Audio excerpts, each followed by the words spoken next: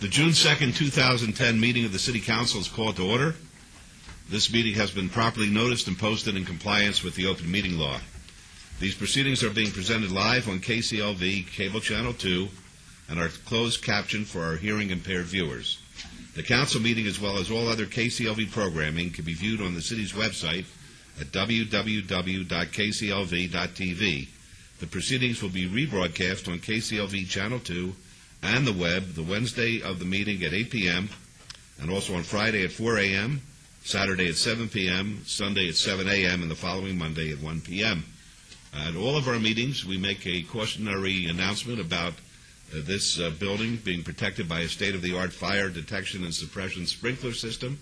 So should alarms activate, please leave through the exits. Our marshals will tell you when it's safe to re-enter. We don't believe that will ever take place, but we do it just out of caution.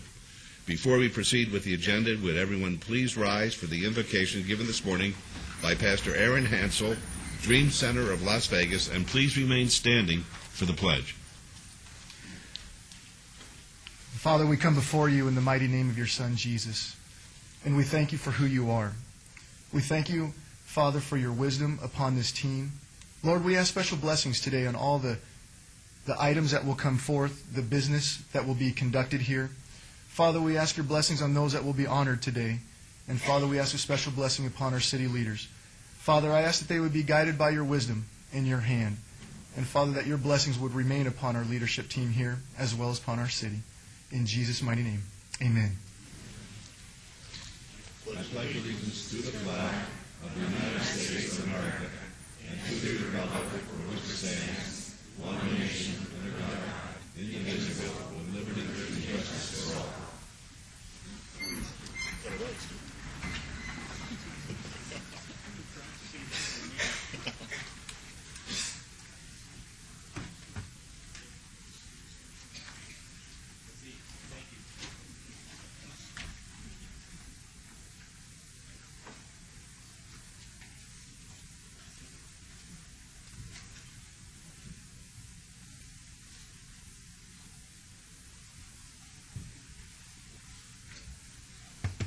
Good morning once again, ladies and gentlemen. This is the ceremonial portion of our agenda. And for our first item, Councilman Anthony is going to recognize the Ward 4 Citizen of the Month. Councilman. Thank you, Mayor. It is my honor today to recognize Glenda K. Plaster as the Citizen of the Month for the City of Las Vegas. Ms. Plaster, would you mind coming up here with me?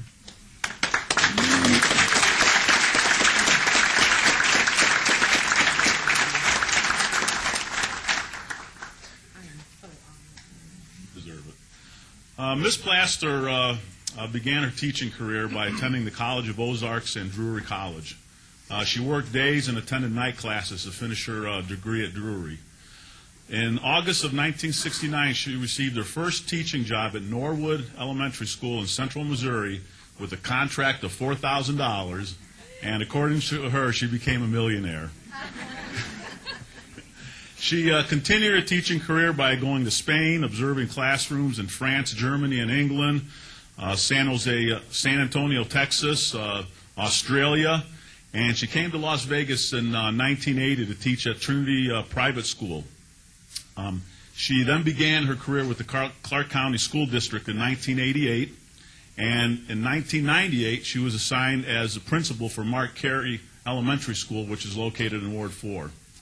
The mission of Mark Carey Elementary School is committed to providing a safe and supportive environment where responsibility for academic achievement and productive citizenship is shared by all. I know she takes that very seriously.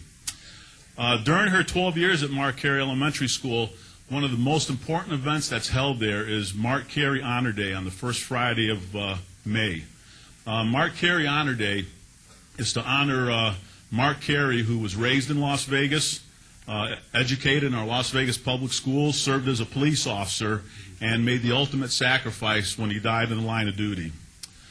This is actually quite an event because on that day, the school, the teachers, the students, the family members, and all of law enforcement in Southern Nevada gets together at Mark Carey Elementary School where they honor Mark Carey and they also honor all the officers that have died in the line of duty in Southern Nevada. And it's quite an event to put this together, and I just very much appreciate Principal Plaster for making this one of the most important events that she has at her school. And it's quite an event. I attended the last one. Councilman Ross was there also. And we have all the law enforcement officers in Southern Nevada there. The helicopter lands in the playground area. I'm assuming they get all the kids out of there before the helicopter lands. They have canine trials. They have parades. The kids give speeches. I mean, it's quite an emotional event. The family members are out there. And I just truly appreciate that you take that responsibility very importantly. Now, what's even more important and to me disappointing is today is Principal Plaster's last day at Mark Carey Elementary School. This is the last day at that school. Her official retirement date is August 6th of 2010, but today is her last day at that school, and that's 41 years of teaching. And that's just absolutely amazing.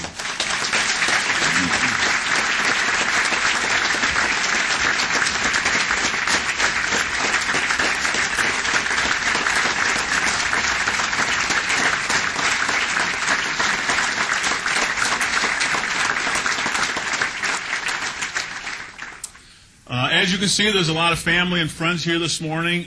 There's one individual I'd like to bring up who is works very closely with Principal Plaster for Mark Carey Honor Day, and that's Officer Ray Burney from the Las Vegas Metropolitan Police Department. If you'd come up here, there's actually quite a few officers here. We have some in the back. We have Sergeant Tom Flynn, retired from Metro, Chris Collins with Metro, and I'd just like you to say a couple things, Officer Burney. I've had the opportunity and the pleasure to work with Glenda previously on Mark Carey Day celebration, but this year I was assigned to actually help coordinate it. Little did I know what the undertaking was until I delved into it, and it's quite an undertaking to be very honest with you. And as nervous as I was about wanting to go right, because I wanted to make our agency look good, I want to make all for all the law enforcement agencies, for the school district and everything else. But as nervous as I was when Sergeant Halbert and I met with Glenda and her staff, I was immediately put at ease. Her quiet strength and leadership comes through every time she speaks, and I knew it was going to be okay. It went off. It was probably the largest, most successful one we've had, not due to anything I did. It was due to what Glenda and her staff does. And even I, until this year, really didn't understand the depth that Glenda and her staff take with the students. To look around the school during that day, it starts at 11 or 11:30 where we actually have 3 lunch breaks with the kids.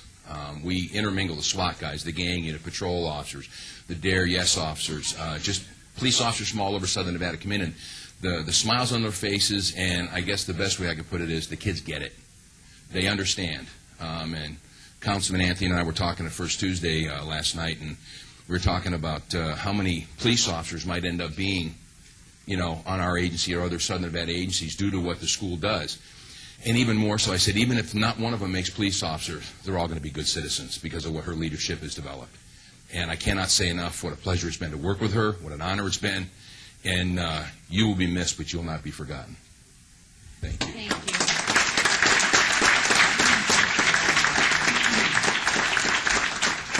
And I want you to know that even though you won't be the principal there, between myself, Councilman Ross, Metro, and all Southern Nevada, we're going to continue Mark Carey Honor Day to show the respect that you've given to it. So with that, I would like to recognize you today as the June 2010 Citizen of the Month. And we have a sign over here that's going to be up for the entire month. Well, where's it?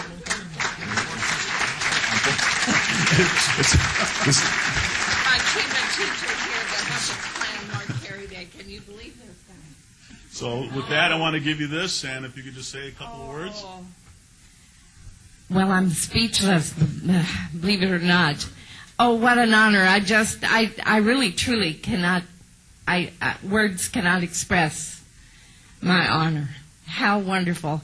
But I tell you what makes it so great is I am closing out 41 years.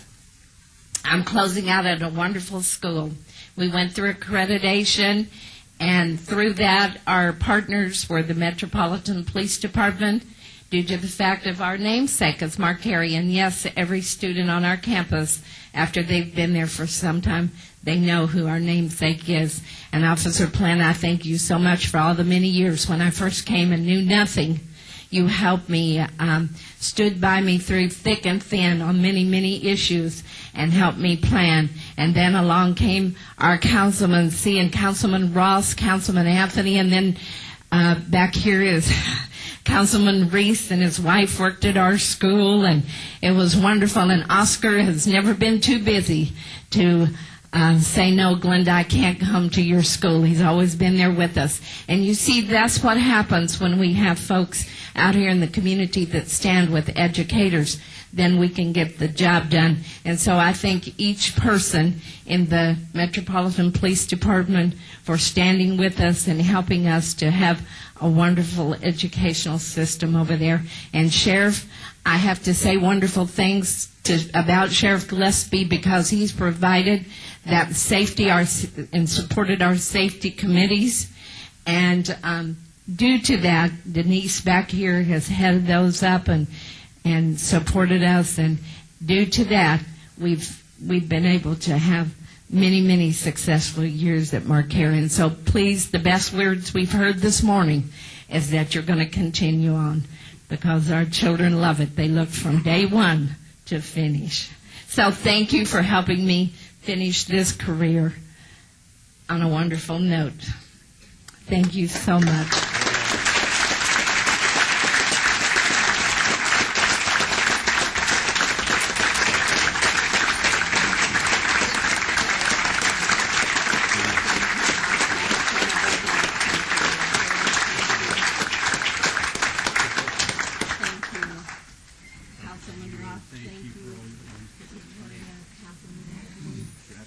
Organizing all this is wonderful.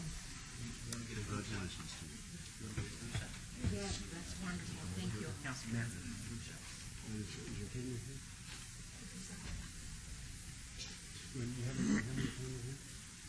This is all my teachers out here and my family. This is my Mark Carey team that helps me organize. They're here with me today. My first room mother, Judith Johnson, Riesling.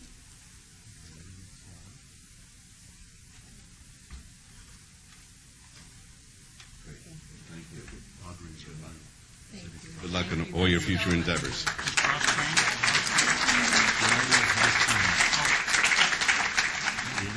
Our next item is to recognize the Honor Team of the Quarter.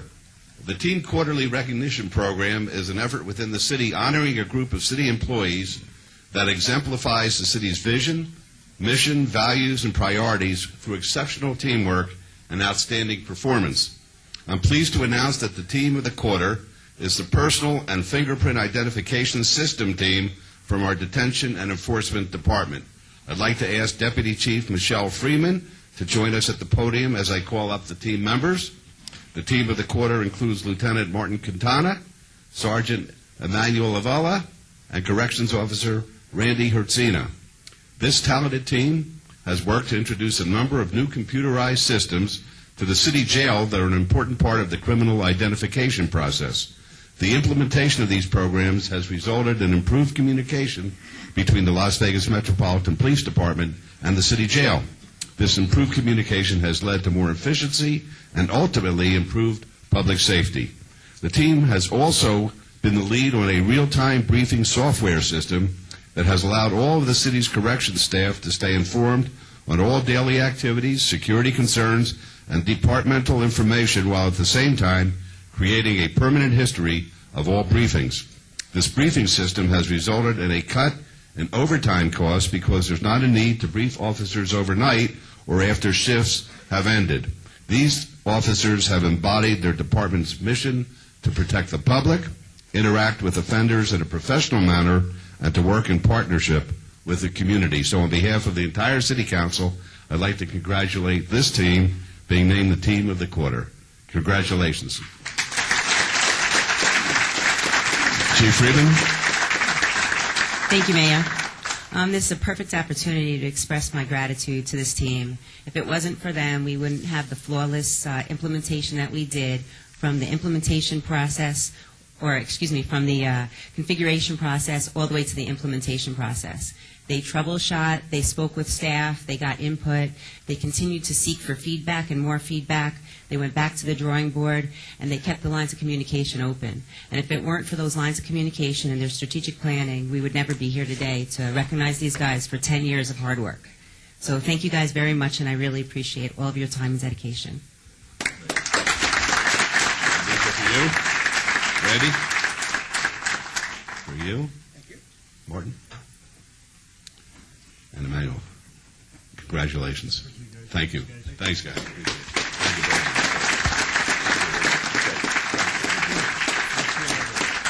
much. Thank you very much. Thanks. Okay, for our next item, Councilman Anthony will be recognizing the accomplishments of many of the young people who are joining us in the audience today. Councilman Anthony. Thanks, Mayor. I'm back to recognize another elementary school program. This is quite a program. It's called the Great American Pride Program. During the 1998 school year, Jeannie Johnson, a talented education teacher at Ruth Deskin Elementary School, had an idea while working with a group of fifth grade students on early colonial times. Ms. Johnson remembered a personal experience she had in the fifth grade when she was standing in front of her class on a platform reciting the Gettysburg Address to her peers. She was not only very scared, but she was very proud of what she'd just done. Ms. Johnson decided she wanted to provide an event for her students to duplicate that experience. As a result, Ms. Johnson put together what she called the Great American Pride Program based on these things. The program was open to the entire fifth grade, but it was voluntary to participate. The requirements are an extension of the fifth grade level curriculum, are designed to enhance lessons presented in the classroom involving students in a contest where each student can work to be a winner. Each year, a group of fifth graders take advantage of this program, and a lot of work takes place outside of their normal classroom studies. There's an emphasis on citizenship and famous historical documents, and there are 5 requirements that they have to complete. Now, you have to listen to what these kids actually do during this program. They write the Pledge of Allegiance with no mistakes. They recite the preamble to the United States Constitution. They sing or recite the Star-Spangled Banner. They recite all 50 states and capitals in alphabetical order. They recite all 44 United States presidents in chronological order, and they recite the entire Gettysburg Address. Ruth Deskin Elementary School, which is located in Ward 4, I was proud to recognize their fifth grade students who went through this program last week because they weren't able to attend. However, we do have 3 fifth grade classes that are representative of the Great American Pride Program. One class is from Mountain View Lutheran School, and the other 2 are from the Meadow School in Summerlin. I believe there's 2 teachers here. Christine O'Neill from Mountain View Lutheran. Why don't you come on up here, please?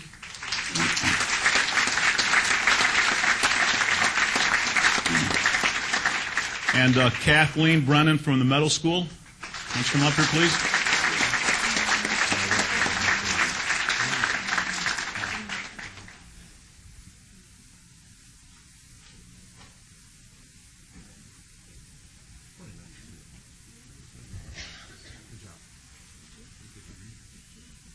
If you could just take a minute and just talk about the program a little bit more. I probably didn't give it as much justice as you guys could.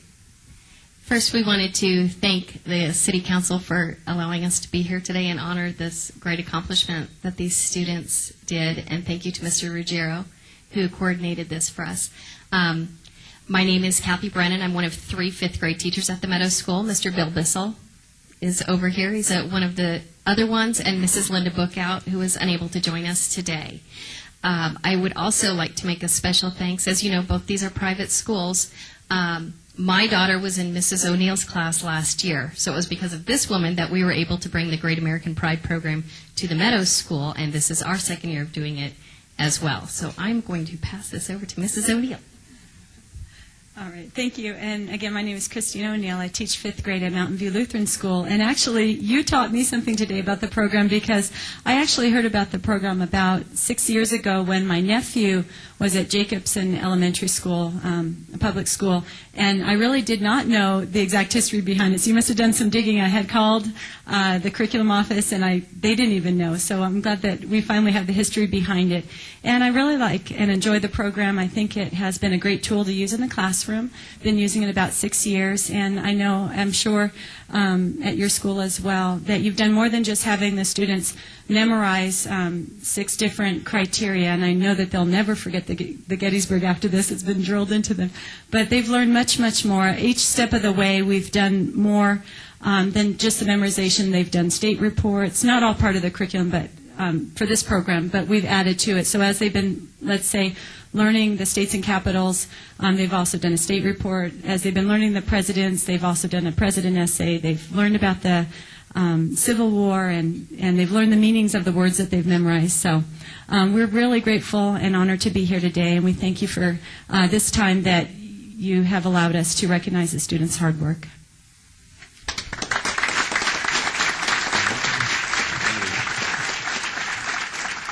One last final thing. I'm going to have all the students stand up. You could all stand up. We are going to have these students recite one of the most powerful speeches ever made, but in the mayor's honor, one of the shortest speeches ever made. So we're going to have the students recite the Gettysburg Address. So any way you want to do that, teachers, go ahead and get them started. Are we time on?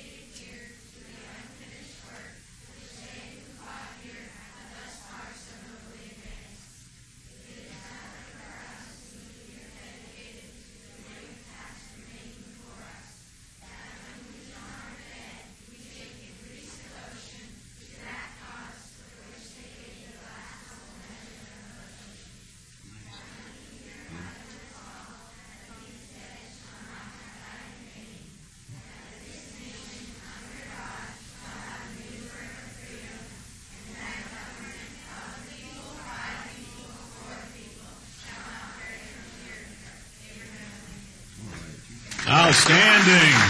Absolutely outstanding.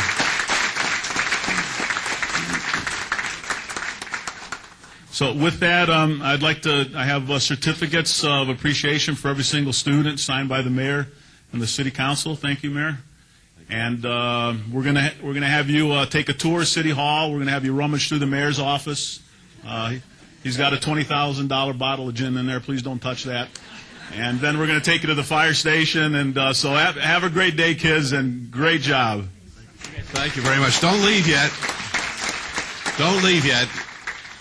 I'm going to tell you something that you may not know. This is very interesting to me. On Memorial Day, I always make a point of going to the various cemeteries and mortuaries in order to honor the fallen and those who have given their life in order that our country could be better than any other country, preserving our freedoms. And I read up on the Gettysburg Address every year, and this year I discovered something a little different.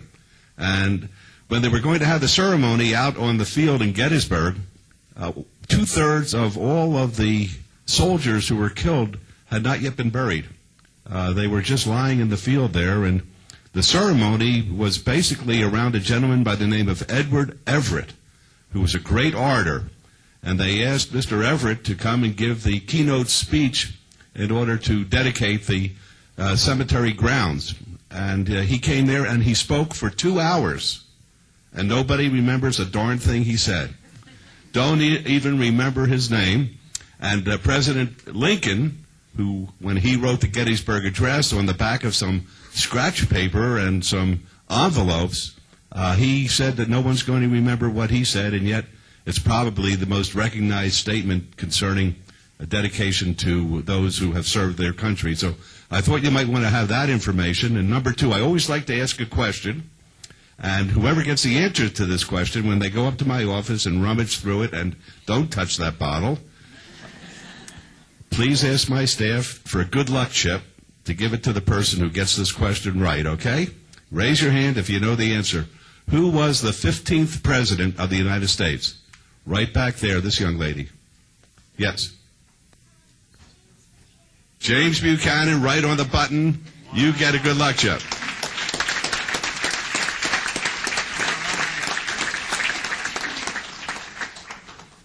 Thank you very much. Okay. Councilman Ross is going to recognize a special anniversary for a group that provides great service to the community. Councilman Ross. Thank you, Mayor. We have such talented kids in our community, don't we? It was my intention to have this chamber filled with hundreds of scouts in their uniforms, but I didn't want to disrupt the Clark County School District on the last day of school. Today we are celebrating a huge milestone for the Boy Scouts of America. This year they are celebrating their 100th anniversary. The anniversary motto is Celebrating the Adventure, Continuing the Journey. The Boy Scouts of America was founded in 1910 with the goal to train youth in responsible citizenship, character development, self-reliance through participation in a wide range of outdoor activities and educational programs. The current mission statement of the Boy Scouts of America is to prepare young people to make ethical and moral choices over their lifetimes by instilling in them the values of the Scout Oath and Law. The Scout Law states that a Scout is trustworthy, loyal, helpful, friendly, courteous, kind, obedient, cheerful, thrifty, brave, and reverent. For 100 years, the Boy Scouts of America has helped build the future leaders of our country and our communities by combining educational activities and lifelong values. The Boy Scouts of America is one of the largest youth organizations in the United States, with over 4 million youth members. Through the years, more than 110 million Americans have been members of the Boy Scouts of America. My family and I have been involved with the Boy Scouts, certainly for me, since I was 8 years old here in this district, when it was the Boulder Dam Area Council.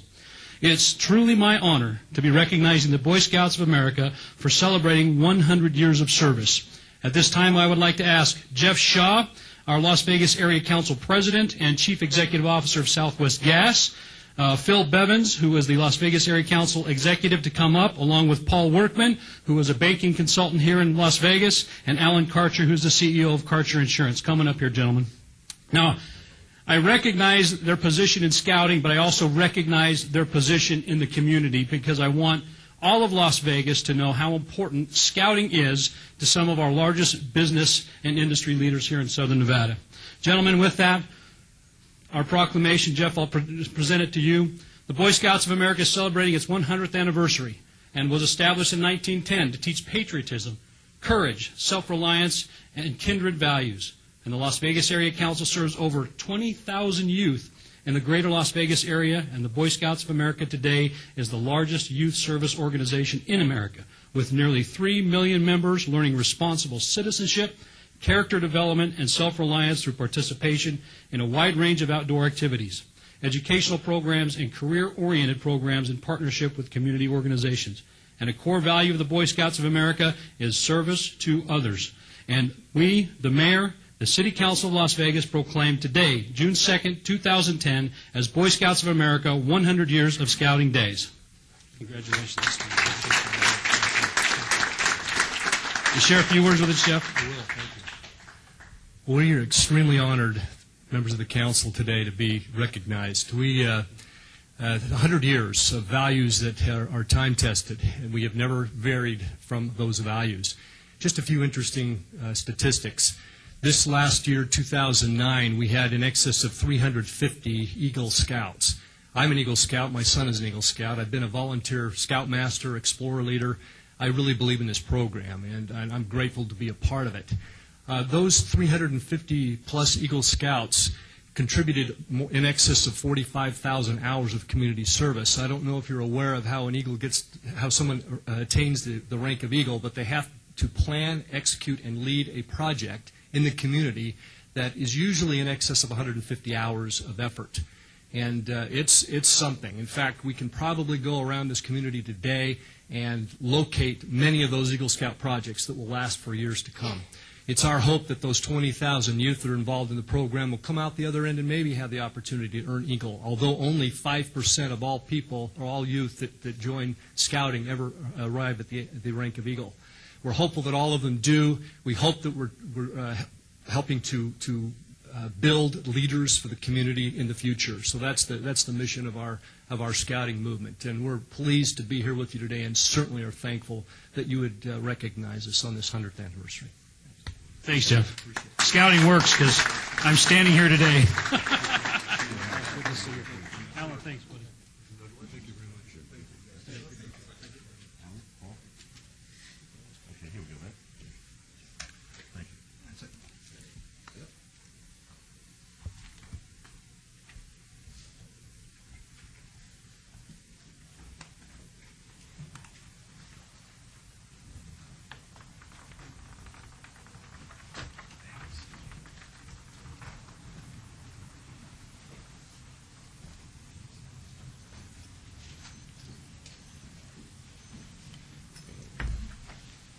Through this.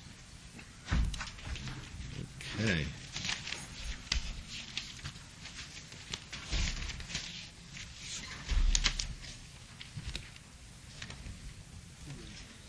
All set? Good. Okay, item number 9, any items from the morning session that the council, staff, and/or the applicant wish to be stricken or held abeyance to a future meeting may be brought forward and acted upon at this time. Mayor Pro Tem. Thank you, Your Honor. We have item number 37, is a temporary beer and wine cooler on sale license. Michael Enterprise doing business at Sushi Bar, Sage, 4408 North Nashville Drive. Staff's asked that to be on advance until our next meeting on June the 16th, 2010. Item 38 is a appeal of a work card denial. Renee Kingsbury doing business at 7-Eleven store, 4950 West Charleston Boulevard. Staff's asked to strike. At this time, are there any other items we need to bring forward at this time? Hearing none, Your Honor, make a motion to bring these two items forward and take the appropriate action, please. Thank you. Let's vote on that, please. Opposed, please.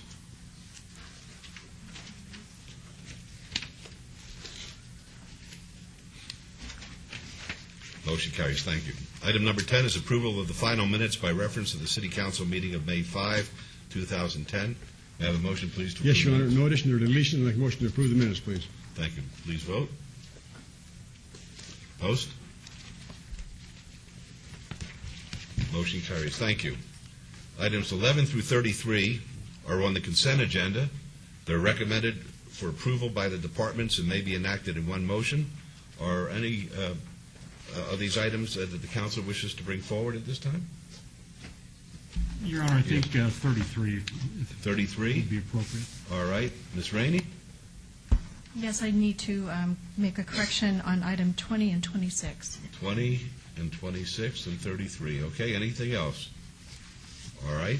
May I have a motion, please? Yes, Your Honor. Make a motion to approve items 11 through 33 with exceptions of 20, 26, and 33. With all conditions, please. Thank you. Please vote on that. Please vote. Post. Motion carries. Thank you. Item number 20 is approval of award of agreement number 100206-TF, Prime Design Services Agreement for Sewer Rehabilitation Group D, located on Decatur Boulevard between Gowan Road and Cheyenne Avenue in the Las Pradas development from Ann Road to Lone Mountain Road, and this is in Ward 6. Councilman Ross?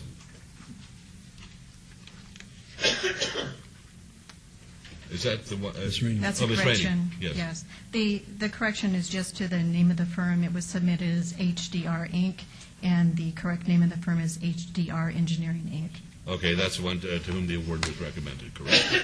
Very good. So the record will reflect that correction, please, and may I have a motion, Councilor Rowland? And move to approve agenda item subject to the change. Thank you. Let's vote, please. Post?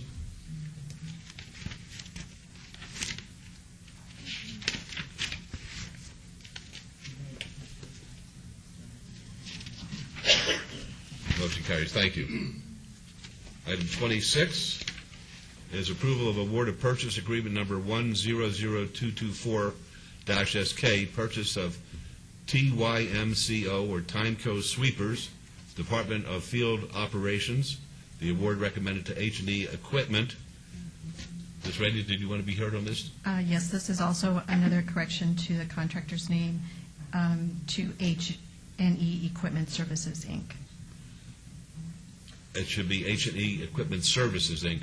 Correct. Okay, very good. Well, the record will reflect that modification. May I have a motion, please? Yes, Your Honor, move to follow staff recommendation for the correction, please, with all conditions. Thank you. Let's vote, please. Post?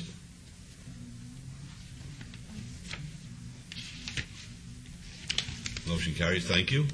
And 33 is R40-2010, approval of second resolution supporting the designation of an area known as the Upper Las Vegas Wash as an urban national park unit managed by the National Park Service, and this is in Ward 6. Good morning, Mayor and Mr. Council. For the record, Ted Olivas, Director of Administrative Services. I'm joined today by Tom Perigo, the Deputy Director of Administrative Services. He now has something to do. Thank you. Thank you. Yeah, thank you. You took the heat off me. I appreciate it. Beat you to the punch. Last year, in November, we brought a resolution before you, and that resolution was to urge Congress, the Department of Interior, and the National Park Service to make a land management decision on the area we know as the Upper Las Vegas Wash.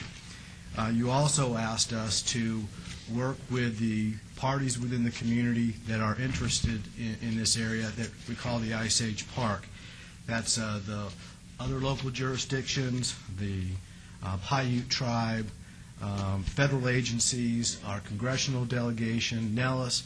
So you asked us to go work with them and see if we could work out a land boundary and designation that's appropriate and meets all the needs of the community. Since that time, we have met with all of those folks, and we're here with a second resolution requesting your approval for a map that's depicted as a part of the backup on this agenda item, which basically meets all of the requirements that were set forth for us in November, and that was to expand the disposal boundary to include lands to be annexed to the city for future urban development, to establish corridors for infrastructure, and convey land to the city for economic development. This was no small task. Mr. Perigo led that charge. We worked with a lot of different people from the community. The next step in this process, if you so agree, will be to request that we get some legislation on this from our representatives in Congress. So that's what this item here is for you to consider today. All right, thank you. Mr. Perigo, do you have anything at all that you'd like to add? I think Mr. Oliva summed it up quite nicely. I knew you'd say that. I I knew you'd say that. I mean, that was a given. I'm sorry I even asked the question. All right, thank you very much. Are there any questions of Mr. Olivas or Mr. Perigo? All right, may I have a motion, please? Mayor, I pulled this off the agenda, or the consent agenda, for this reason, because this is huge. Huge for the city of Las Vegas, huge for Southern Nevada. I want to express my personal appreciation to Mr. Perigo, Mr. Olivas, Betsy, certainly your staff and your teams that worked very hard. I know how hard you worked with the other jurisdictions. And these kind of things just don't happen overnight. So you really ran with this. We have an opportunity here, Mayor and council members, to have a national park, a national monument right here in the city of Las Vegas. And that is so huge for us. It's so huge for the generations to come. If one thing we leave as our legacy as council members is we've helped to do this, you gentlemen as well have helped be a part of this. So I want to express my appreciation to both of you and recognize how important this was to the council. With that, Your Honor, I'd like to move to approve agenda item 33. And I'll also add to that, it's great for the economy because this will bring a lot of tourists into our area. This will be a spot that people who may not ordinarily come into the Las Vegas Valley here will come just to visit this monument. Absolutely. This will be a worldwide destination to go to for everybody around the world. I think it's very important to the economy. So we have a motion. Let's vote, please. Post. Motion carried. Thank you, gentlemen. Ms. Bridges, is Councilwoman Tarkanian on the phone? Councilwoman, can you hear us? Can you hear us now? Try it again, Mayor. Yes, Councilwoman, can you hear us?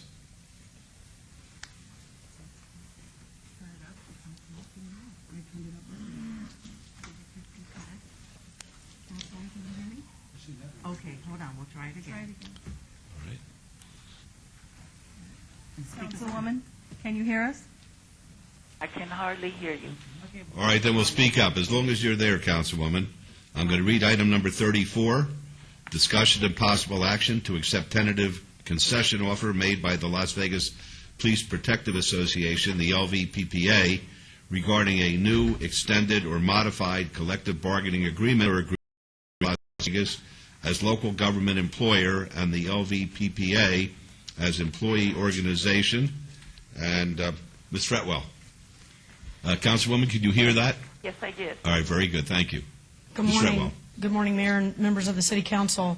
The item before you is a concession agreement that is proposed between the Las Vegas PPA, which is our Marshall unit, and the City of Las Vegas. We're distributing the article that is being considered right now for ratification by the membership of PPA.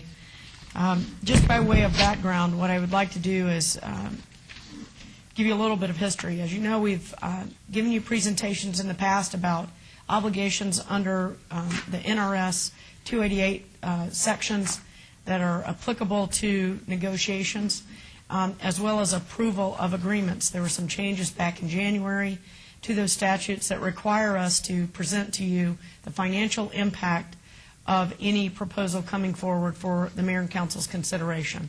We're prepared to do that this morning. In addition to that, we're obligated to take public comment on that item, so we are hopeful that you will be inclined to do that today for those who do want to speak out on this issue. Additionally, over the last 8 months, we have been working with all of our collective bargaining units to try and address our structural deficit. We've talked in great detail about that structural deficit, and we have been trying to work out agreements as best we can in regard to the labor costs associated with those that structural deficit. To this point, we have not been able to bring a proposal forward to you for your consideration in those discussions until now. The PPA has indicated in a concession offer to the city the bullet points that are on your screen this morning. As you know, we asked for flat, which means COLA, no merit, no growth in any of the benefits for our employees, plus a reduction of 8% to try and help us balance the budget. This gets pretty close to that point. It's about a little over 80% of the way there. And what it includes is a waiving of the COLA that this bargaining unit would have been entitled to under the current contract for fiscal year 11. That's 3.75%. That would also include a waiver of a step increase, which for next year would be 5.5% for those members who are eligible. They would waive the remaining $712.50 for a uniform allowance, which in the concession agreement last year they gave up 50% of that, so this would eliminate it for 1 year. There would be a base pay reduction of 4% for all the members of the unit. In the future, fiscal year 12, the merit pay awards would be 4%, so we would have an established range that as an individual moves through that range, instead of it taking them 8 years to top out, it would take them 11 years approximately to top out. Part of this proposal would be that if we engage in layoffs after July 1, that we give 6 months notice and give the opportunity for the person who is impacted by that layoff to have a 3-month severance payment as a part of that 6-month period. So if they left after 3 months, they could take a 3-month severance payment. We are changing some of the job duties for the Detention and Enforcement Marshals Unit. That would include their expansion into the warrant service program. There are many more of them out in the field, and so this will help us hopefully with efficiencies in addressing those outstanding warrants in our community. So we're working diligently to address that issue. The municipal court marshal's job duties will not be impacted. The duration of this concession agreement is 1 year. As you know, this agreement expires next June. So in June of 2011, we will likely be back at the bargaining table with this group probably in February, if not before. Also, as a part of this, would be to freeze longevity pay for 1 year. This makes significant progress in addressing the goal that the council has identified as far as addressing that structural shortfall. What it does is it allows us to do some things administratively. One, we had talked about doing a consolidation study between the municipal court marshals and the D&E marshals. We will not need to do that right away. We can put that off, and we can do that if we feel that we're in a position where we need to further evaluate that consolidation. However, with the division of the duties, if you will, and expansion of the warrant service into the detention and enforcement marshal program, we feel like we will be able to really judge the effectiveness of that based on them taking on those responsibilities without having to pay a consultant to do a consolidation study. So we save a little bit on that end as well.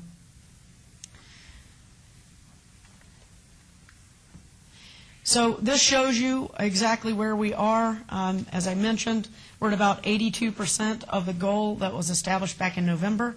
You can see the numbers here. This offer is worth close to $109,000. We were asking for $1.1 million. So the difference there is around $191,000.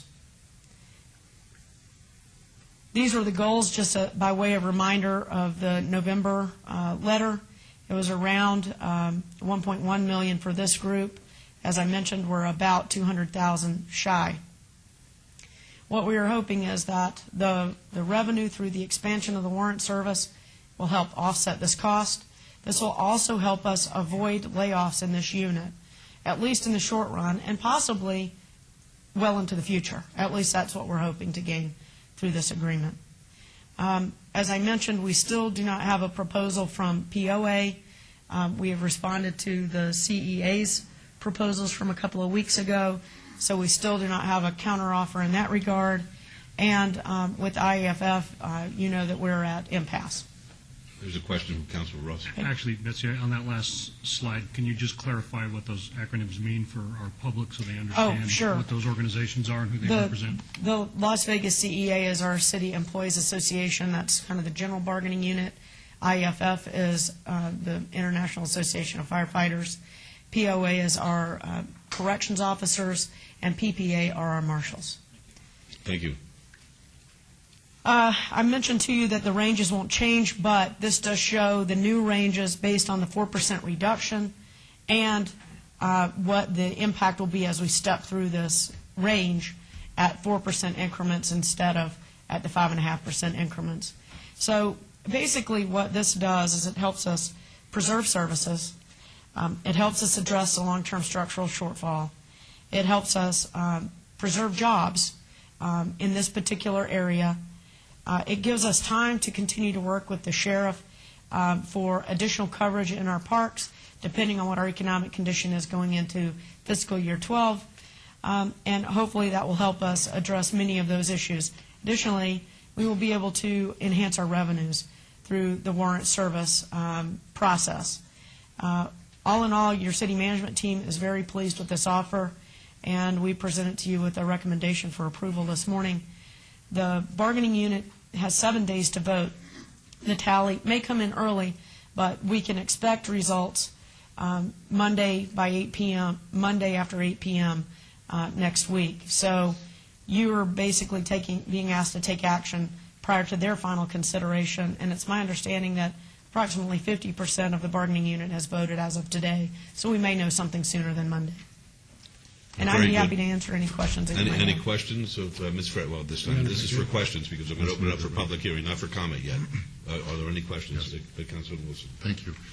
Betsy, in the proposed memorandum of understanding, which we have up here, under Article 17A, the third paragraph that begins with the maximum base salary, that's pretty much all new language, is it not? Yes, it reflects a change in the way we handle pay increase going forward. And I'd like to highlight that, because if you could go back to your first slide with the bullet points, right there, the fourth bullet point says base pay reduction of 4%. That really doesn't get all, and this paragraph does. And I'd like to read a couple of sentences from this paragraph. It says, the maximum base salary for each salary range shall also be downwardly adjusted by 4%. And then the last pretty much sentence in that paragraph says, this represents a reduction from the current 5.5% salary steps and shall remain the ongoing configuration until and unless the parties mutually agree to change that configuration. And I'm especially pleased with this. Chris, I see you sitting in the audience. I hope your members support this, and I thank you for your hard work in this regard, because this is consistent with what I've been calling the creation of our new employee and efforts at the need to sustain, because we can't keep going in the direction we were. And this language, as far as the creation of what I'm calling the new employee, is just that. It's moving in the right and necessary direction. So I'm very, very pleased with this in particular part of this proposed settlement. Thank you. All right. This is a time for public hearing. If anybody... Councilwoman, I think Councilwoman may have a question. Excuse me? Hello? Councilwoman? Oh, Councilwoman? I just wanted to make a comment, if I could. I wanted to say that I appreciate what Councilman Wilson said, and I wanted to express my personal, the council's appreciation and respect for what Chris and his done for caring about where we are in the city, making a means to having us meet our problems, and having the courage to step forward. I greatly appreciate the efforts of all. Thank you. Right. Thank you. This is time for public hearing or public comment, if anyone would like to be heard. Thank you, Mr. Mayor. I've been involved in the labor situation with all of the unions and the working people in the state. And I started with the state itself. And so the state, they passed their budget and they try not to lay anybody off. And the county did a pretty good job. And even their firefighters kind of been a bit. And North Las Vegas and Henderson, whatever. Objectively, what I'm saying is that layoffs bother me something awful. And I know that I'm hoping that the people with the firefighters or the other union, whatever, get together and come up with something and make this work so people's jobs are safe. We got to put our pride aside. It's the only thing I want to say to all of you, all of us. I'm talking on behalf of all of the working forces and the unions and whatever. Sometimes everybody got to make adjustments in order to save the job for all of us, because the more jobs you lose, your bad situation gets worse, you go backwards rather than forward. When you lay people off, that's less people in the workplace, and then you're talking about hiring new people. We have to get real along the line. So let's say the job, now like I said over at the county, I was talking about Robux and all kinds of things going to taking jobs too. So, we got to, but let's get real. A job saved is very important to all of us, period. So please, I'm begging everybody, save the jobs. Okay. Anybody else like to be heard? Yes, thank you, Mayor. Todd Farlow, 240 North 19th Street. Do our marshals make about the same as North Las Vegas Place and the Henderson Place? Are they about in the same range? I believe it's comparable. Thank you. All right. Mr. Collins. Thank you, Mayor and Council. A few brief comments. Ms. Fretwell was correct. About 50% of the membership of your marshals has voted as of 9 o'clock this morning.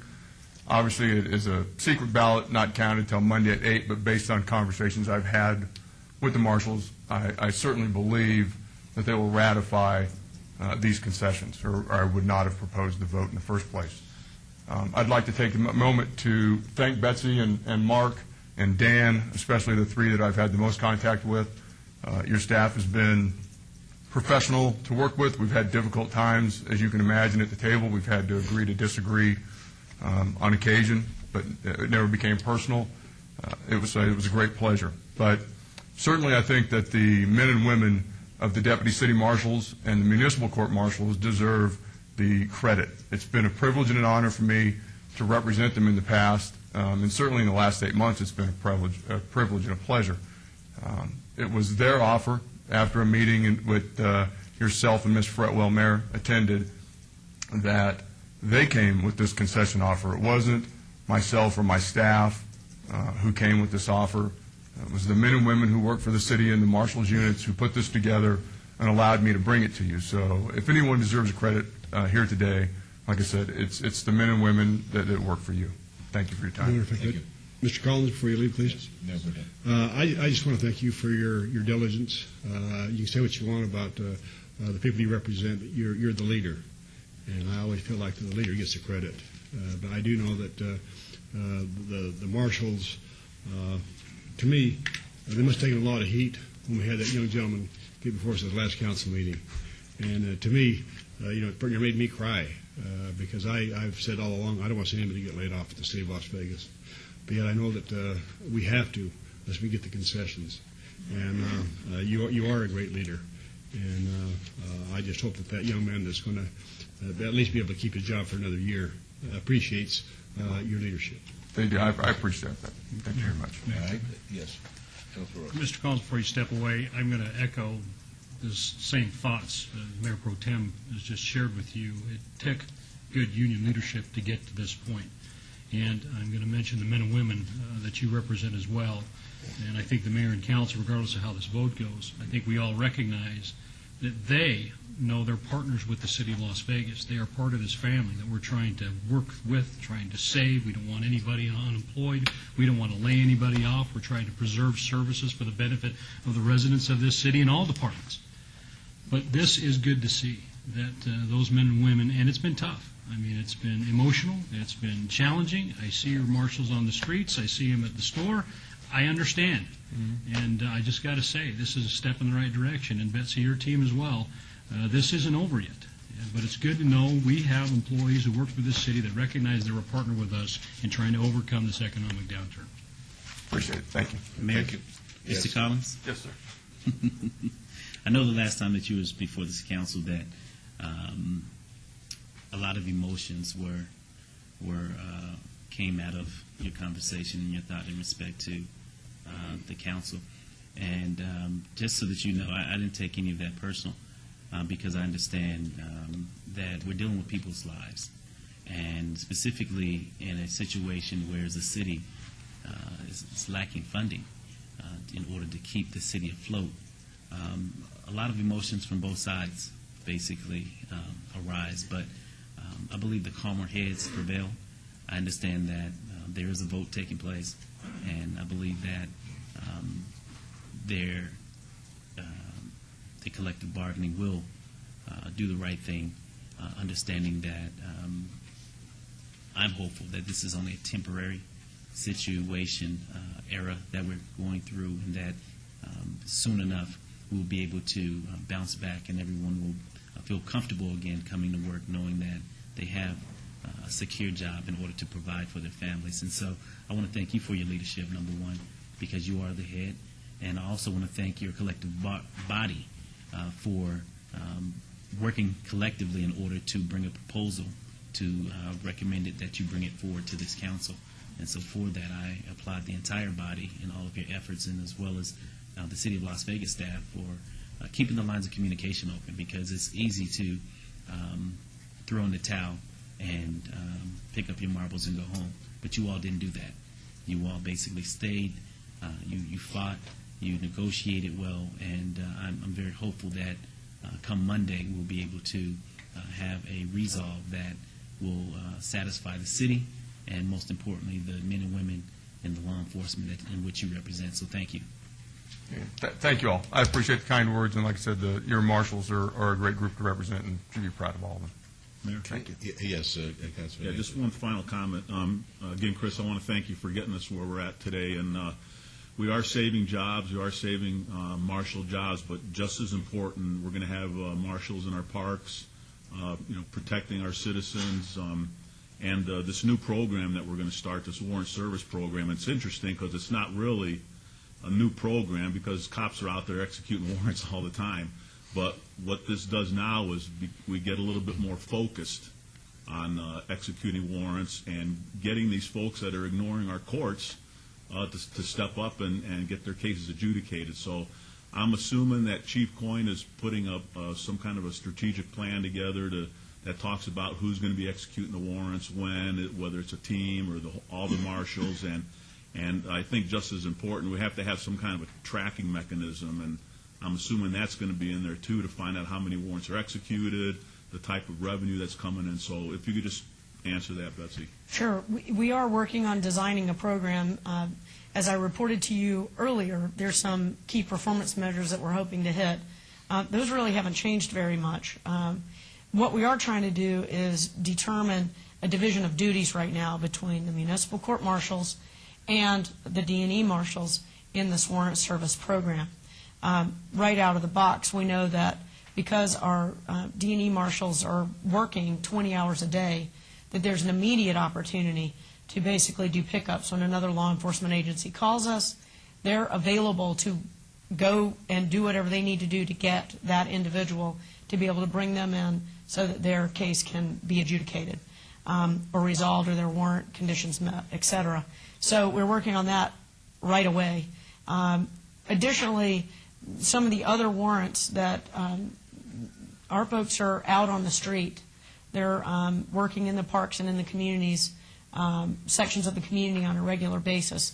So we're looking at what part of the court's outstanding warrants can be transitioned to the D&E marshals when they're out in the field.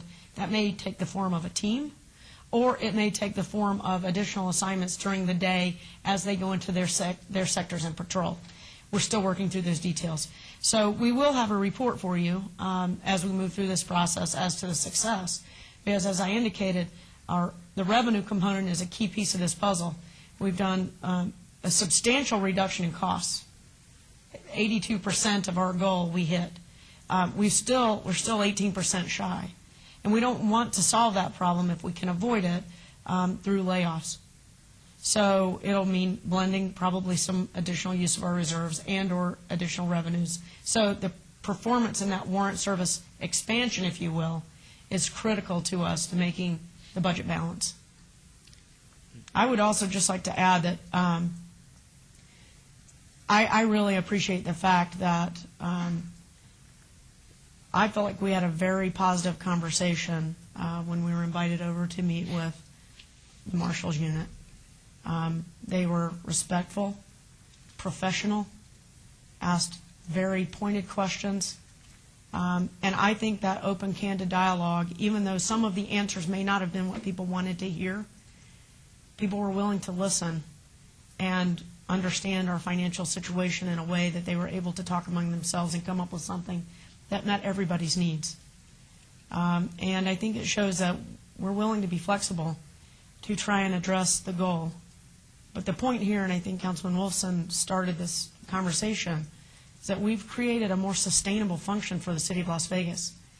And so those goals that I've outlined for you guys since you appointed me as city manager, of maintaining our fiscal integrity, sustaining our services, and preserving jobs, we're able to do with this deal.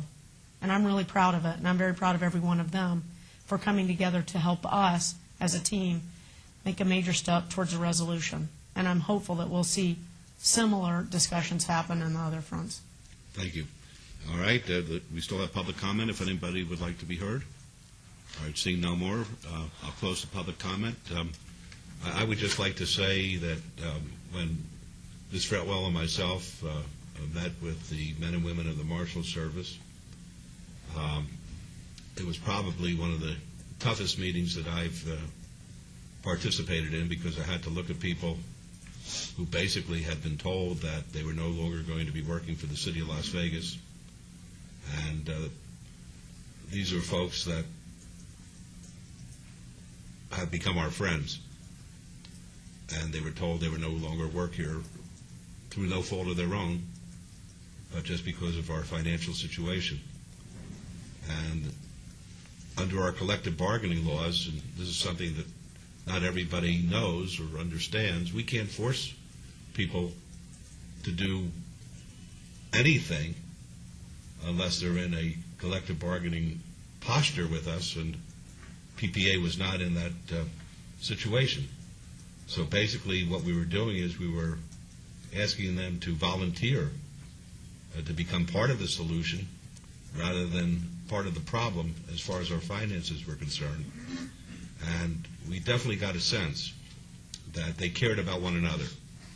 And when I've talked about altruism, and I talked about helping out your colleagues and doing the right thing, PPA was the first one to step up to do that.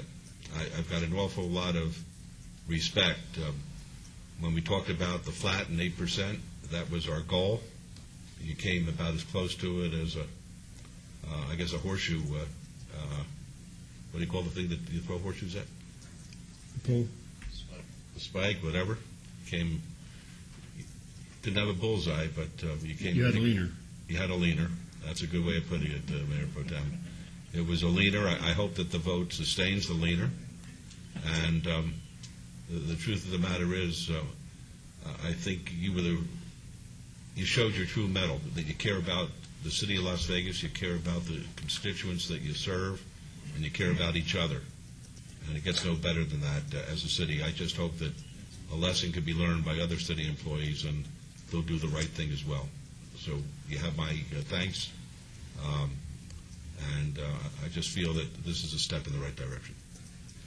All right, may I have a motion, please? Yes, Your Honor. But first of all, we did have public comment today, and you know our legislature enacted us before we approving like this that we offer a public comment.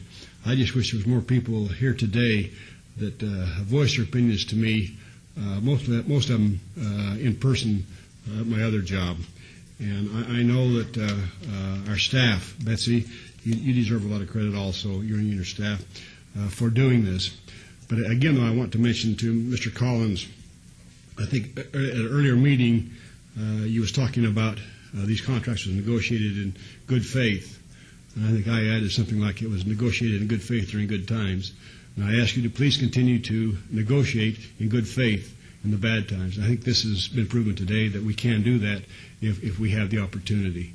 And with that, Your Honor, I'd like to make a motion to accept the concession offer made by the Las Vegas Police Protective Association, Metro Inc., detention and enforcement marshals and municipal court marshals, commission officers unit, and if that offer is ratified by its membership, to enter into a memorandum of understanding amending the collective bargaining agreement between the parties as set forth in the discussion today.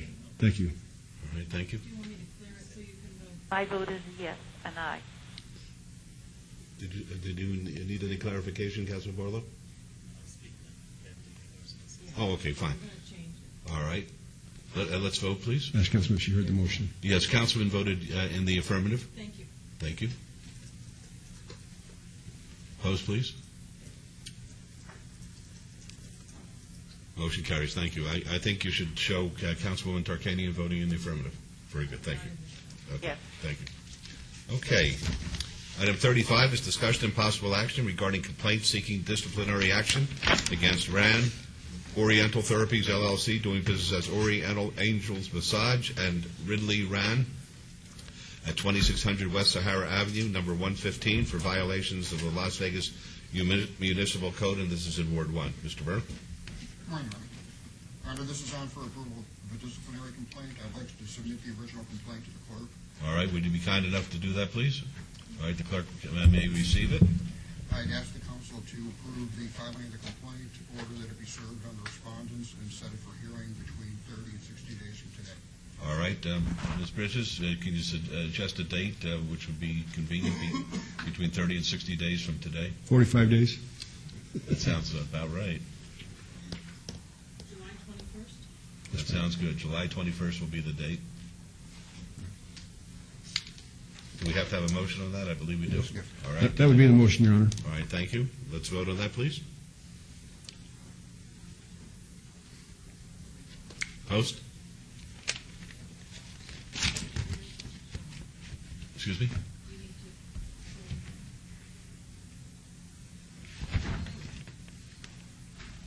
Motion carries. Thank you. Thank you very much.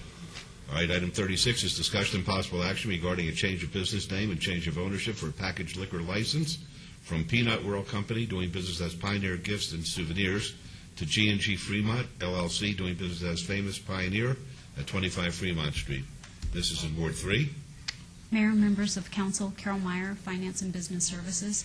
The item that you have before you, the applicant does not have any criminal history, and the reason we asked it to be placed on discussion is there is a special use condition on this location. Is the applicant present? The applicant is not present. His assistant is. Do you want to identify yourself? Yeah, hi, my name is Nieves Álvarez, and I'm representing Hangabay. Thank you. Mayor Pro Tem, are you comfortable with this item going forward without the applicant being present? We did meet in my office over this item. He asked for a packaged liquor at another establishment. I told him no. At this location here, I said we would look at it. I hope he understands that we would look at it. This is an existing business with this license in place today. If you could put on record, please, Ms. Myers, what those conditions are at this time. Okay. And we did receive a letter from him. I don't have a signed letter to date. I know it's in the office. Do you have it available? The condition that concerns us is condition number 2. It says packaged liquor shall be restricted to the miniature bottles for sale in gift baskets. So that's all he's going to be allowed to sell with that package license, and that's on a special use conditions that is on that location. That's all he'll be able to sell under this license? Yes. And is that agreeable? Yes. No other questions, Your Honor? All right. No other questions then? May I have a motion, please? Yes, Your Honor. I'd make a motion to follow staff's recommendation for approval of this item with the correction or the understanding of the special use permit for the packaged liquor license as reported here to us today by Ms. Myers and accepted by the applicant. Very good. That's the motion. Please vote. Post? Thank you. Thank you. Motion carries. Thank you. All right, we'll go to item number 39, which is discussion and possible action regarding a 6-month review of work card denial for Ivana Vela, doing business at Vinnie Boy's Italian Marketplace at 3620 West Sahara Avenue in Suite W02. This is in Ward 1. Mayor, members of the council, this 6-month review comes today on Ms. Vela for her employment at Vinnie Boy's Italian Marketplace. I did receive a letter recently that Mr. Vinnie Saratella, the owner of Vinnie Boy's Italian Marketplace, would like her, is supporting her continued employment. Ms. Vela has had no incidents since our 6-month review. She does have a criminal record going back 2 offenses, one in 2004 and one, I believe, in 2006. But considering the fact that she has support of the employer and also has had no incidents since our 6-month review, I'm going to recommend a permanent work card site-specific to this location. All right, Ms. Vela, would you like to be heard? I would just like to be considered for a permanent card. Okay. The recommendation is that you get a permanent, but it has to be working in this specific place. Do you understand that? Like, in other words, if you were to seek other employment, you would probably have to come back to us for another work card. But the work card that's being recommended for you by Mr. DiFiore would be to Vinnie's Italian Marketplace at that location. You got it? Mm-hmm. Okay. This is... Your Honor, I would move to follow staff's recommendation for approval of this item as stated with a letter on record that the employer understands and still supports and that she understands that this is a site-specific location for this card. Very good. Let's vote on that, please. Opposed? Motion carries. They make pizza there? No, No pizza? no, because we have Villa Pizza next door. That's good pizza. All right, thank you. All right, good luck to you. Thank you. Motion carries. Okay. Item 40 is R41, 2010, discussion and possible action regarding a resolution consenting to the undertakings of the City of Las Vegas Redevelopment Agency in connection with the Entertainment Visual Improvement Program agreement between the RDA and Artemis W. Ham III and Hookah Cafe, LLC, doing business as Maharaja Hookah Cafe, located at 500 and 506 Fremont Street, to be in compliance with and in furtherance of the goals and objectives of the RDA. This is in Ward 5, and this item is related to the earlier item before the Redevelopment Agency, item number 6 this morning. Mr. Arendt. Thank you. For the record, Bill Arntz, Director, Office of Business Development. We had a discussion at this morning's Redevelopment Agency meeting, which you recommended approval. The item is in order. Staff recommends approval. Okay, any questions, Mr. Arendt? All right, hearing none. Councilman Barlow? Move for approval. Very good. Let's vote, please. Oh, okay. I've been corrected as Hookah Lounge, not Hookah. Okay. All right, motion carries. Thank you. All right. Item 41 is Bill number 2010-20, revises and updates zoning-related application and hearing procedures generally, provides the Planning Commission action on most special use permits is final unless appealed or requested for review by a member of the City Council, and provides a procedure for required reviews of approved zoning applications.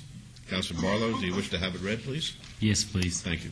Thank you, Your Honor. Thank you, Councilman. Bill number 2010-20, an ordinance revising and updating zoning-related application and hearing procedures generally, providing that the Planning Commission action on most special use permits is final unless appealed or requested by the review by a member of the City Council, providing a procedure required for reviews of approved zoning applications as far as related matters.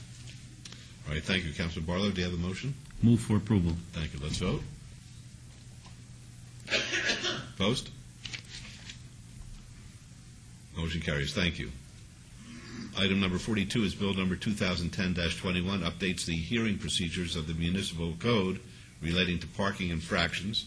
Councilman, do you wish to have the bill read? Yes. Thank you. Thanks, Councilman. Bill number 2010-21, an ordinance to update the hearing procedures for the municipal code relating to parking infractions and provide for other related matters.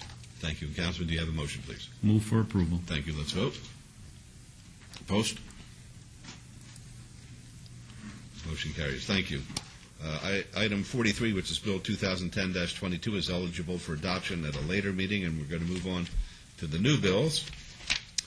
New bill item 44, Bill 2010-23, will be heard at the recommending committee meeting on Tuesday, June 15, 2010. Mr. Jervik, could you read that, please? I'll be happy to, Your Honor. Bill number 2010-23, in order to clarify that the licensing fees imposed on a public utility pursuant to LVMC Chapter 6.67 may be collected from a governmental entity that is a customer of the public utility and provide for the related matters.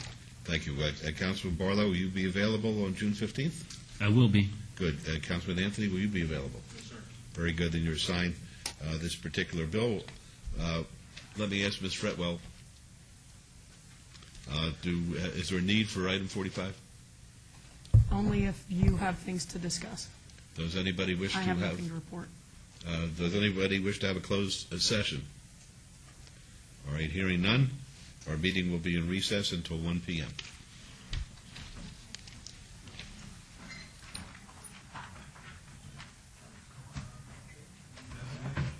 Do we have to strike item 45? Okay, fine.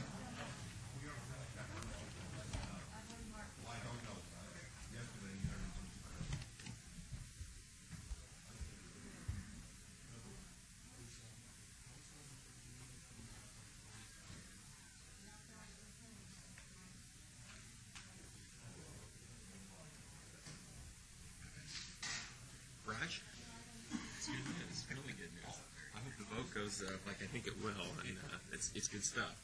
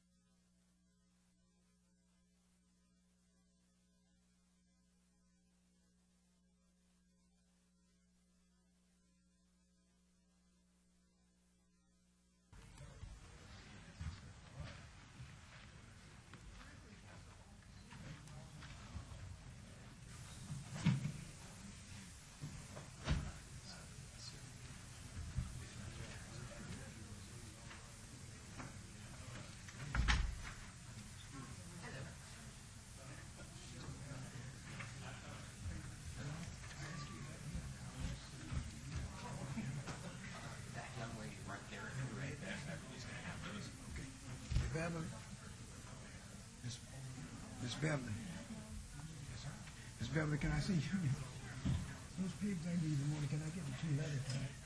Because I want. You can see it, the two letters.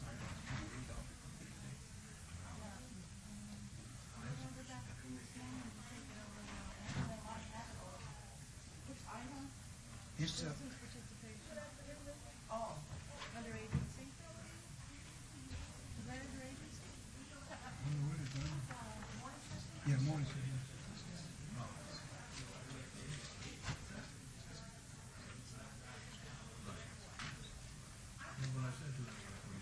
See, it has some pictures and everything. I didn't mean to get other stuff to you. I wanted to read the 2 letters off. What I need is 2 letters back. Because it's from the President of the United States. No, I want to put it in the meeting. See, it has to be read to the meeting.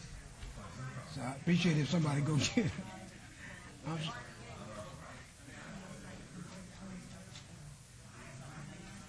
It was under this morning's thing, you know, the 8:30 to 9. 8:30 to 9. Yeah. I want the 2 letters. Just the 2 letters. And that. You're going to give them back to me? Oh, yeah, I'm going to give them back to you. Is that what he stamped? You can do that. No, that's your key. Take it to. No. I just want to read these 2 off. So that president. See, this is what read it. And that guy is president. And you'll give them back to me? See, these are really cool. I got the original. Yeah, because I've already asked. No, this you want to keep, but I just wanted to. I appreciate it. Thank you. I'll give it back.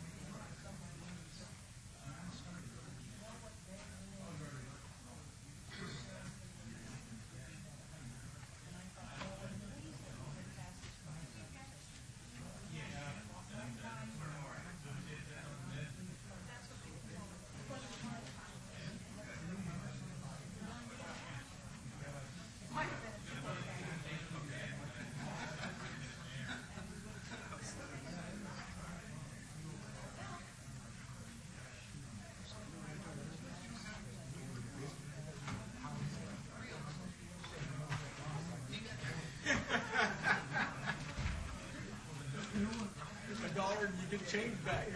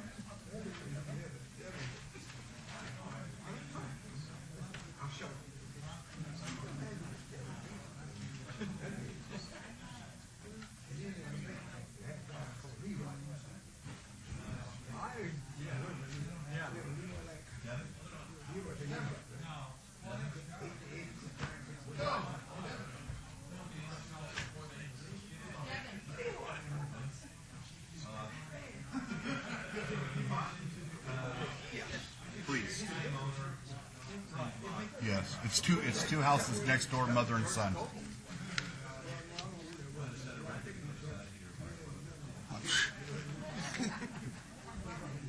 Oh, yeah.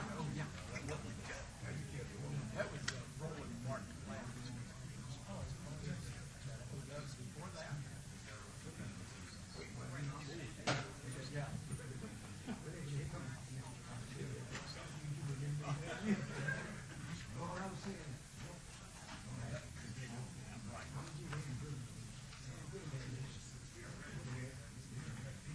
Okay, as soon as it hits 1 o'clock. It says 1 minute, Ron, on the machine right. Hey, see this machine right here? It counts better than that one there. This is ours, that's yours.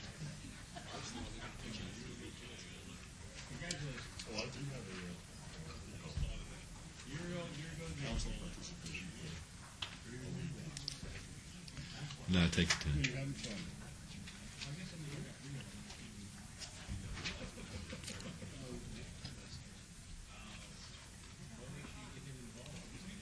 It is 1 o'clock. All right. We'll start the afternoon session, ladies and gentlemen, by calling item number 46. Any items from the afternoon session that the council, staff, and/or the applicant wish to be stricken or held in abeyance to a future meeting may be brought forward and acted upon at this time. Mayor Pro Tem. Thank you, Your Honor. Thank you, Your Honor. We have items 58 through 63, ROC 37581, variance 37276, variance 37277, site development review 36050, variance 37627, and site development review 37579. Applicant owner is Shabbat of Southern Nevada at 1312 Vista Drive and 1261 Arville Street. The applicants request that to be held in advance until our June 16, 2010 meeting. Are there any other items at this time, council members? I see a young lady running up here. Not very fast, but... I had heels on. Sorry about that. Jennifer Lazovich, 8345, here representing the applicant on item number 54. It was my understanding that Councilwoman Tarkanian's office was going to ask that item to be held for 2 weeks because I don't believe she's here today. That's the plunge.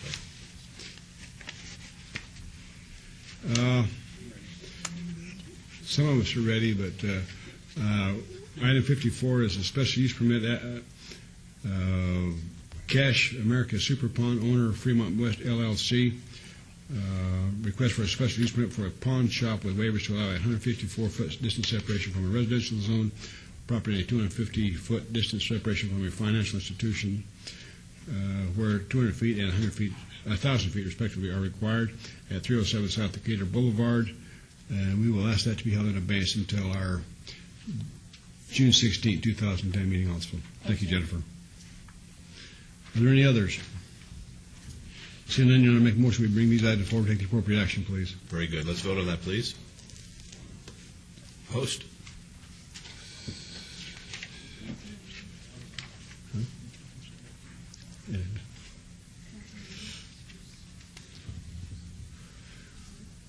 I voted. It's for me to know, you to find out. Yes? Am I signed in to vote? Motion carries. Are we okay?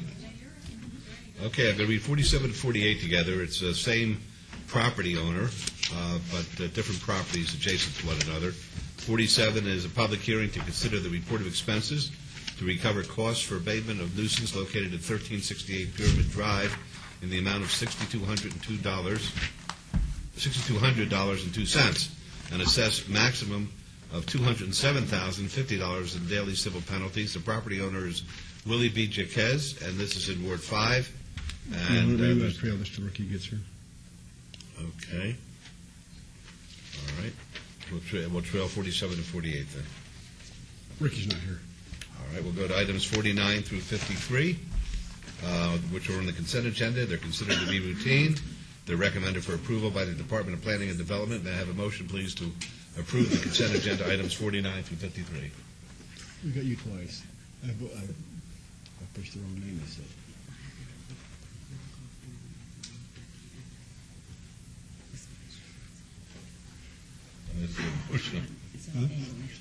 I can't vote yet. I'd move to follow staff's recommendation for approval of these items with all conditions. Okay. Let's vote, please. I vote yes.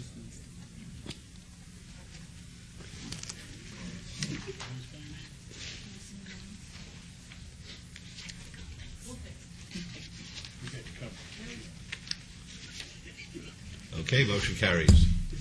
Item 55 is SUP 37625, special use permit. It's going to be a public hearing. The applicant is Czech City, the owner's Construction Group, Inc. Request for a special use permit to add a jewelry store, Class 3 use to an existing 2,010 square foot auto title loan establishment at 5861 West Craig Road. This is Suite 104. This is in Ward 6. The Planning Commission and staff both recommend approval, subject to conditions. A public hearing which is now open. Good afternoon, Your Honor, and members of the council. Lucy Stewart, 101 Convention Center Drive. And this is one of a series of additional gold purchase to, it's happened both with Czech City and Rapid Cash. And so I think had you had a one motion, one vote agenda this time, it probably would have been on there, but you didn't have enough items, so I'll be happy to answer any questions. But we support the conditions of staff and the Planning Commission. Okay, are there any questions at this time? All right, it's a public hearing, folks. If anybody would like to be heard. Here goes my record. I know he would toss me out, whatever. This is the split, you know, the planning, it says, one of them said denial and the other say approval, so when it's kind of mixed like that, I have fun with it. I know y'all going to make the decision one way or the other. They're both approval. They're both approval on this one. 55. Next one. Well, I'm on the wrong one. I apologize. I ain't too bright as it is. Thank you. We won't take a vote on that. All right. Any other folks like to address us? We'll close the public hearing then. Councilman Ross? Thank you, Your Honor. Ms. Stewart, I apologize for dragging it down here and delaying this any longer. On agenda item 55, Your Honor, I move to approve, subject to conditions. Thank you. My pleasure to come visit you. Opposed?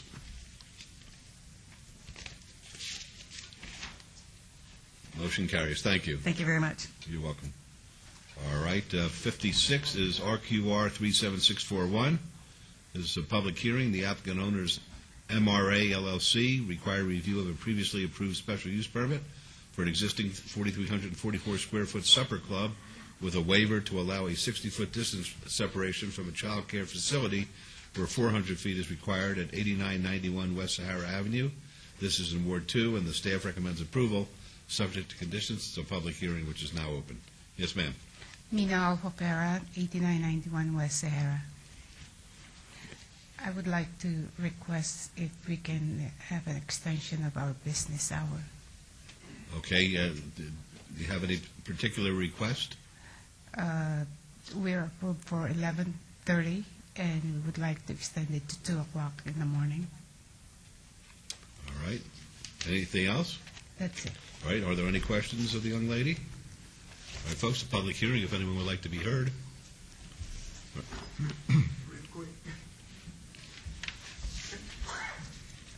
It said approval. Good luck. Okay, anybody else like to be heard? All right, we'll close the public hearing. Councilor Wilson? Margot, would you please give us a brief overview of what we're doing today and the purpose Yes, thank of you, today? Mayor and council members. This is a required review. At this time, we cannot change any conditions. That would require an application for a review of conditions, at which time you could make it a change. The action before you today is your one-year review at a public hearing in the City Council after the issuance of the business license. The business license was issued May 21st, 09, so this is your one-year review. The current hours are stated by condition that there shall be no persons of the public on the premises after 11:30 p.m., 7 days a week. That condition would remain in place, and in order to change that, again, we would need another application for a review of condition. Thank you very much. Your business license was issued about a year ago. How long have you actually been open for business? Since July of 21st of July. Okay, so that's about, about 10 months or so. How is business? Very slow. Okay, and you're not doing the ballroom dancing, are you? Well, we started 3 weeks ago. Okay. And So what are you mainly doing? It's a restaurant, correct? It's a restaurant. Okay, and what kind of food It's is? a fine dining Okay. Philippine restaurant. Okay. So because of the economy, so I tried to avoid doing the ballroom dancing, but I have no choice that we have to offer it to the public who requested to have a ballroom dancing. So sometimes they want to extend the time of dancing, and because I told them that they have to leave the premises by 11:30 or sometimes 11 o'clock. Okay, here's what I'd like to do today. As my staff told us, we can't change the hours of operation today. Today is just a one-year review, and it's my understanding that everything is fine. We've had no complaints about your restaurant or anything like that. So I'm going to move for approval of a permanent license. Is that what I'm doing, Margot? You're just approving the required review. I'm just approving the required review. If you want to ask us to consider changing the hours of operation, you have to make an application for that and come before the council again. If you do that, if you want to do that, make your application, but come see me first, so we can sit down in my office and talk about your business. Okay. Okay? Thank So you. my motion today is to approve the required review. But if Thank you'd you. like, you want to change the hours, fill out an application and come see me. Thank you very much. That's my motion, Your Honor. If there's a motion, let's vote on it, please. Post. Motion carries.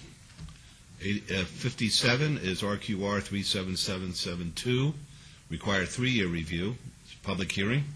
The applicant is Lamar Advertising. The owner, Amber Investment Company, required 3-year review of an approved special use permit, which allowed a 40-foot tall, 14-foot by 48-foot off-premise advertising sign at 336 West Sahara Avenue. This is in Ward 3, and the staff recommends approval, subject to conditions. It's a public hearing, which is now open. Scott Napster, Lamar Advertising, 1863 Helm Drive. We accept staff's conditions and ask for your approval. Right. Are there any questions? Folks, public hearing, if anyone would like to be heard. Seeing none, we'll close the public hearing. Move to follow staff's recommendation for approval of this item, sir. Thank you. Let's vote, please. Post.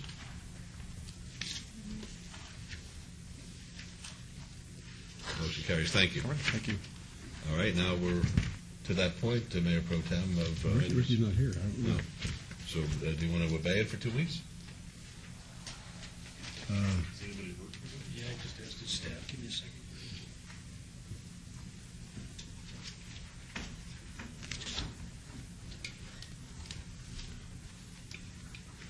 Are there any problems with this application at all?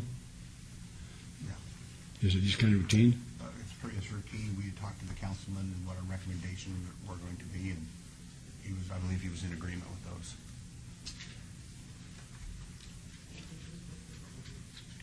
Let's just go ahead and hear it. All right, fair enough. Let's see, Councilman Russ, is he back there? She's contacting again, sir. Okay, thank you. All right, I'll read it into the record, and we'll go from there.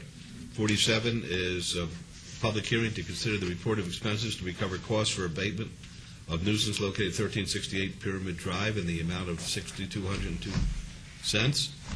I can't get this right. $6,200.02, and assess a maximum of $207,050 in daily civil penalties. The property owner is Willie B. Jaquez. This is Ward 5, and there's a note that the municipal amount to $67.57. It's a public hearing.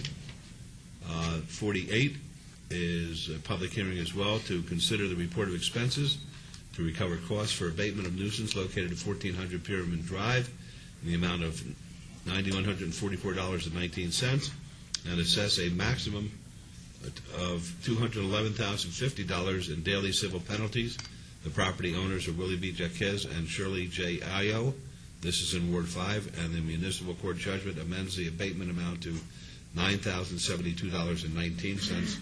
Both these public hearings are now declared open. Okay, Mr. Smith. Good afternoon, Mayor and Council. Devin Smith, Manager of Neighborhood Response. The purpose and background to the condition of the property was a public hazard and an attractive nuisance. The Department of Neighborhood Services declared the property in violation and started legal notification. When no corrective action was taken nor an appeal filed, the Department of Neighborhood Services hired NDX LLC to remove all trash and debris, including combustible waste, combustible fibers, combustible liquids from all ingress and egress areas of the property, and 6 months later hired Lunas Construction to remove all trash, debris, and stored items from all areas on the property. To date, there have been 9 inspections conducted at 1368 Pyramid Drive and 11 inspections conducted at 1400 Pyramid Drive. The estimated value of the property based on Zillow.com is $145,500 at 1368 and $117,500 on 1400 Pyramid Drive. The recommendation is the City Council approve the report of expenses for a total of, I'm going to read the amended amounts here, $6,187.57 at 1368 Pyramid Drive, and $9,072.19 at 1400 Pyramid Drive, and consider assessing a maximum of $31,500 in civil penalties. Is that for both properties combined? That's $31,000 for each property. Okay. $31,000 apiece. On each property, yes. All right. Ma'am, are you the property owner? Yes, I am. Okay. Are you Miss Io? Yes, I am. Okay. Be happy to hear from you now.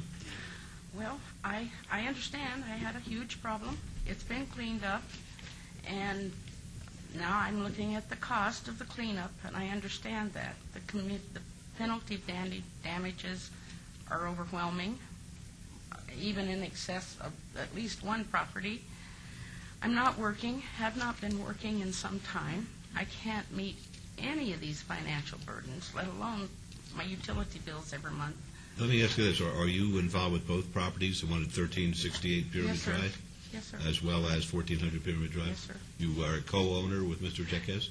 No, I'm not co-owner. My father is deceased. I have been making the payments on the property, and I was going to have it all put in my name. I was going to try to get all the cleanup done and everything. Things got out of control, and I couldn't have it done. And my health, my finances, everything just kind of went down about all the same time. Okay, just so I understand where we are. Mr. Jequez was your dad?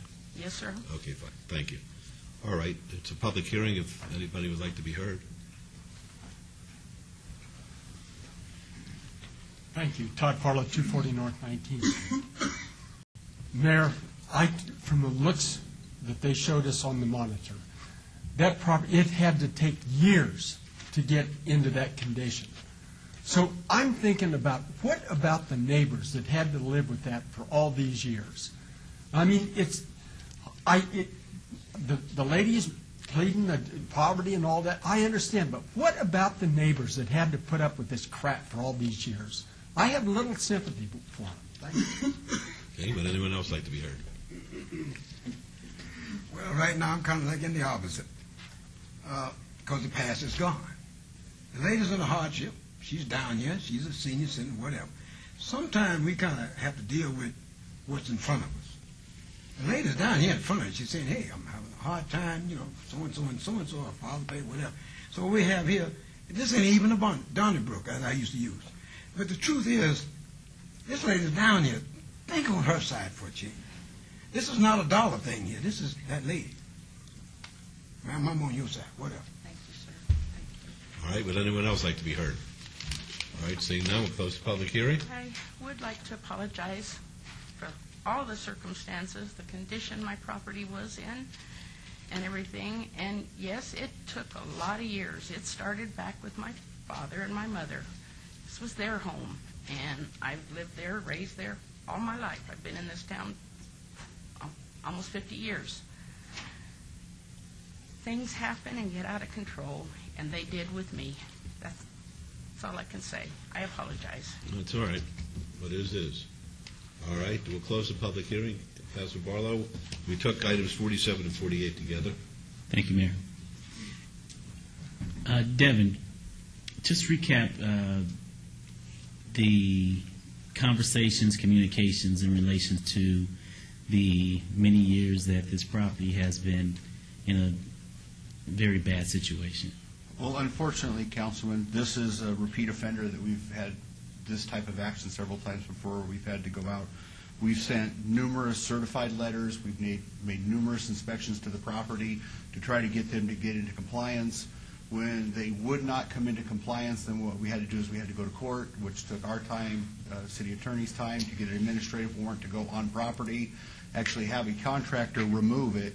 The initial abatement that took place, the judge ordered that just egress and ingress and 10 feet from outside the building be removed to give them a chance to remove the rest of the debris themselves. Right. 6 months later, when that wasn't done and the debris was actually accumulated again, we had to get another court order to go back on site to remove the remainder of the property, and that's why there are 2 abatement costs associated with this property. Correct. And, ma'am, although I'm very sympathetic to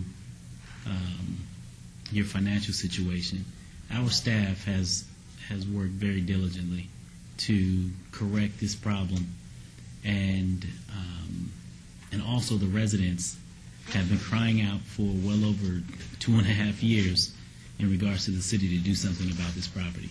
Yes, sir, I understand that, and I have responded to each notice I've been given. We have been working, it's only my son and myself, and we have been working on it. He even got some friends. We threw away a lot of stuff. We hauled away a lot of stuff. Let me ask you a question. Is the property paid for?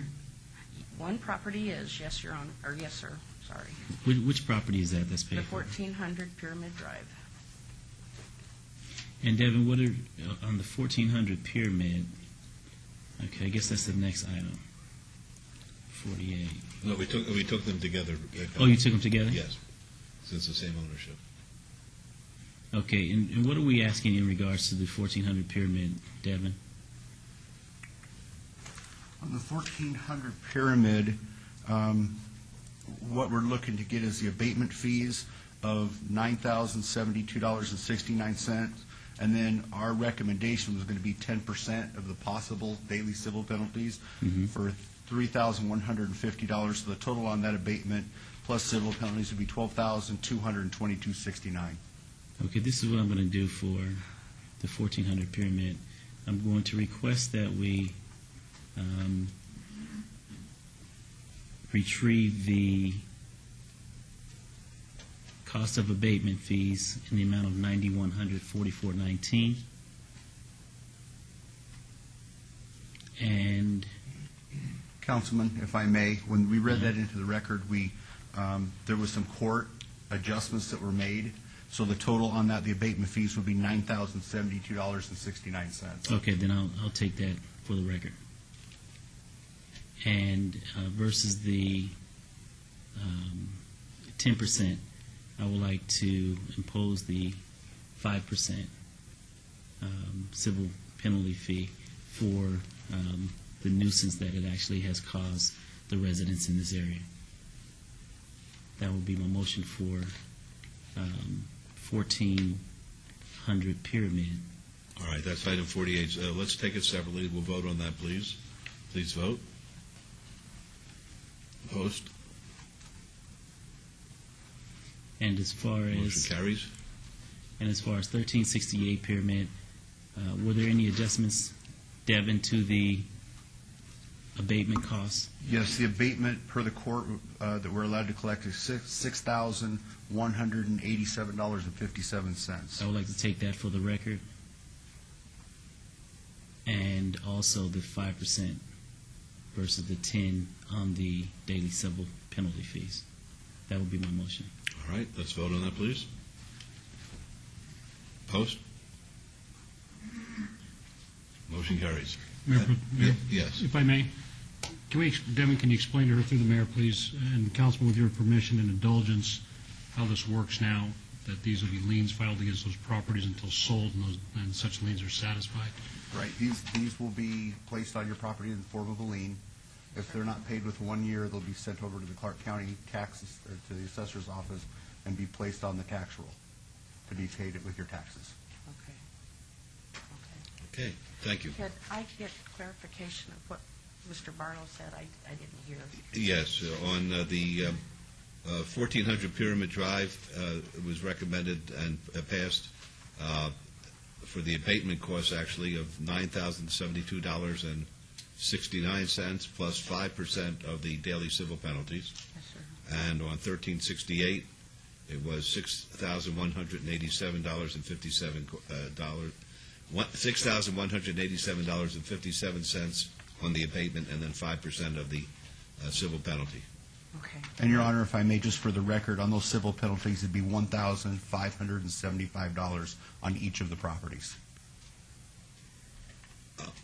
would be 5% of the $31,500. Okay, where does the $31,500 come in? I don't see that in any of the material. When we went to court on that, the judge stipulated times in there of days of civil action that we could take place. Okay. And originally, it was from the day the case started, but they said why it was in litigation, he denied those days. Okay, fine. So we based it on the court's decision of, that's where we came up with the $31,500. Okay, very good. I appreciate that. That's a good explanation. All right, you'll probably be able to work this out with owning the property free and clear. I All right, good luck to you. The council's hearing me. Thank you. You're welcome, ma'am. Okay. I'm going to go to item 64. Madam Clerk, would you please set the public hearing dates and appeals from the City Planning Commission meetings and dangerous buildings or nuisance litter abatements? Thank you. We're doing citizens' participation, item number 65. Public comment during this portion of the agenda must be limited to matters within the jurisdiction of the City Council. No subject may be acted upon by the City Council unless that subject is on the agenda and is scheduled for action. If you wish to be heard, please step up and give us your name, and we'll put the 3-minute timer on, please. I had to borrow these two letters from the lady. So if I read it, well, I can say anything. So sometimes I ask people to read it for the good of the public. I want to have pictures taken up first. I'm going to be very short. That was from Ronald Reagan in his first term. And the public needs to know that not only did I know all these great presidents and things, but these people took a personal interest to involve me, and they're moving forward in government. Now, this letter right here. Furthermore, what I'm really saying is that letters are documents, and they speak for themselves. And so I want this blown up where the public can have it eventually, because it's going to be turned over to y'all. And then this is from the guy that's the president now, Obama, whatever. It's not. One is a Republican, wasn't a Democrat. It had nothing to do with party. It has something to do with people. Another thing I want to say is about, let's talk about the greatness of this country. I live with millionaires. I live with the middle class. And what I'm really trying to say is that everything is not about money all the time. See, I went places, Oscar, you couldn't go, what the man named with have that show, You Fired, whatever, what his name? Donald Trump, whatever. What I'm trying to say, Oscar, and you know this is a fact, I was invited on golf courses, and golf is one of the most expensive games in the world. But I was invited to play on golf courses. Ain't nowhere in the world I could have paid the green fee. Some of them $1,500, $5,000, whatever. You know what I'm saying? One of the few golf courses I missed because I didn't have nobody to invite me was good old Pebble Beach, whatever. What I'm trying to say is that everything is not about race, not about color. It's about if somebody like you. You know what I'm saying? It's about acceptance. And that's what we need to practice, letting everybody in this country know. Everything is about that. Oscar, it's about your individual relationships. You understand? And what I'm trying to say, I've been with some of the richest people in the world, and all kinds of bread. What I'm trying to say have nothing to do with nothing. But you have to be by invitation. Are you listening, y'all? I can go places none of y'all up there can go. I mean, I have been in the past, you know what I'm saying? But it was by invitation. That's what I want us to all understand. This nation is great. And Bobby Kennedy said one time many years ago, he said there's justice for all that can afford to pay for it. And that's how OJ got over there. Excuse me, okay? It's about the truth. We need to tell that once in a while. And you're a lawyer. You know justice for all that can afford, whatever. But all I'm going to say is I want somebody, I need this read for the people. And this is Obama, heat president or whatever. And that's another thing. But Reagan, I agree with him mostly. I believe in the enterprise system that we have is you know, we said Republican is for the capitalists, whatever. I know this. That's another thing. My 3 minutes are awful short, but that's okay. But anyway, it's about the point to prove that it's about the relationship. And that's all I'm trying to say. In my life, I have a relationship with. It's a relationship. And that's what we need to know. And another thing, we have an endangered species in this country and around the world. And that's the young male black. The young black male is an endangered species worldwide. And it's pitiful in the way how we treat them in this country. Forget about it. The truth has to be told. Okay? Thank you. Anybody else? Maybe you can have it back. Farlow, did you want to be heard? Okay, and the other gentleman, did you want to be heard? No. All right, then we'll move on to item number 66. 66 is council member recognition. Would any member of the council wish to speak at this time under this portion of the agenda? Yes, Mayor Pro Tem. I just want to, thank Trinity for coming down and visiting with us today. Right. Okay. Anybody else like to be heard? Yes, Mayor. Yes, Councilor Barlow. Yes, I would just like for the community to know that on tomorrow, June 3rd, at Ashley's Furniture, the address is 91 South Martin Luther King Boulevard. There will be a job fair taking place from 10 a.m. to 5 p.m. So if you have a loved one, family member, friend, or yourself that is in need of employment, there is a job fair, and Ashley Furniture is looking to employ approximately 100 people within the next 30 days in order to have their store ready for their grand opening in July. So please pass the word. Please bring your resume and dress for success. And in addition, tomorrow as well, June 3rd, is my coffee with the councilman at Starbucks, located right at Bonanza and Rancho from 9 a.m. to 10 a.m. So if there's any constituents or business persons wishing to speak with me, please come on out and have coffee and tea on me, and we'll have a good discussion as to how I can be of service to you and the constituents here in Ward 5. So wanted everyone to know that. Thank you. Thank you, Councilor. What building did Ashley Furniture take over? The building that they took over, Mayor, is the old Levitz right at US 95 and Martin Luther King. Very good. Very good. Okay, anybody else? Councilor Wilson? Yes, Your Honor, thank you. As announced during the National Missing Children's Day ceremonial presentation a couple of weeks ago, on behalf of Nevada Child Seekers, each council meeting I'm going to be highlighting a particular missing child. And we can see that the picture of the missing child and some of the particular information on the screen right now. Nevada Child Seekers' mission is to advocate for and engage in prevention, identification, and location efforts on behalf of missing and exploited children. Their most important function is to work with law enforcement, family members, and members of our community to find missing and runaway children and return them home safely. Like I said, before every council meeting, Nevada